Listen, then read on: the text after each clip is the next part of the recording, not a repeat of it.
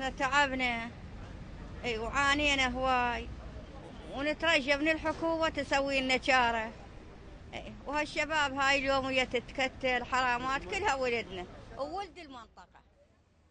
ليست وحدها التي تطالب بالأمان، هناك آلاف الأمهات والآباء الذين يشاهدون المفخخات والانتحاريين ينثرون أجساد العراقيين في الشوارع، من الشبان والأطفال والنسوة والشيوخ، في محارق تضرم النار في أجساد خاوية تجوب الشوارع بحثا عن لقمة العيش.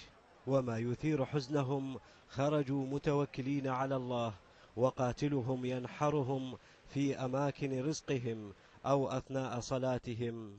وتحت هذا الضغط والحاجات الأخرى الملحة تعلقت آمالهم بالحكومة القادمة علها تجد لهم سبيلا للخلاص.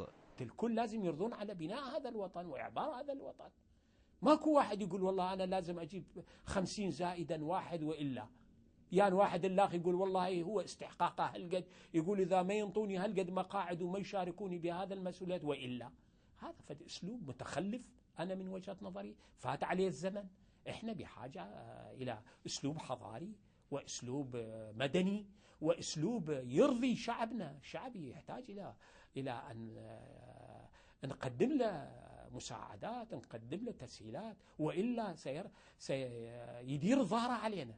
الهدوء الأمني الذي شهدته الانتخابات بسبب اشتراك جميع المكونات السياسية والشعبية والاستعداد الذي أبدته القوات الأمنية للسيطرة على الأوضاع، اعتبره البعض مؤشرا على أن المشتركين وقوات الأمن يتقاسمون القدرة على استتباب الأوضاع الأمنية ويتحملون مسؤولية ذلك. وما يجري حاليا في بعض المناطق الساخنة وحسب المعلومات وتصريحات الجهات المسؤولة من مطاردة العشائر للجماعات المسلحة التي لا تميز في القتل بين سني وشيعي وآخر من طائفة أخرى، خاصة بعد استهدافهم عددا من مراكز التطوع في هذه المناطق، يعكس استعدادا شعبيا على القيادات السياسية اغتنام الفرصة والإسراع في تشكيل الحكومة.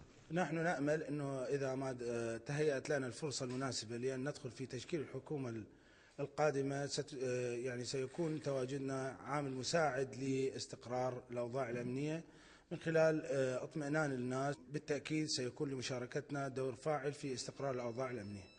وهذا أيضا أكدته بعض القوائم الفائزة بالانتخابات، معتبرة انضمام الجميع إلى العملية السياسية يسقط الذرائع من أيدي الفصائل المسلحة ويؤدي إلى عزلها، خاصة وإن الحكومة القادمة بعمر أطول سيمنحها قدرة على تنفيذ برامجها، والتي في أولوياتها الاستقرار الأمني الذي يمهد للاستقرار الاقتصادي.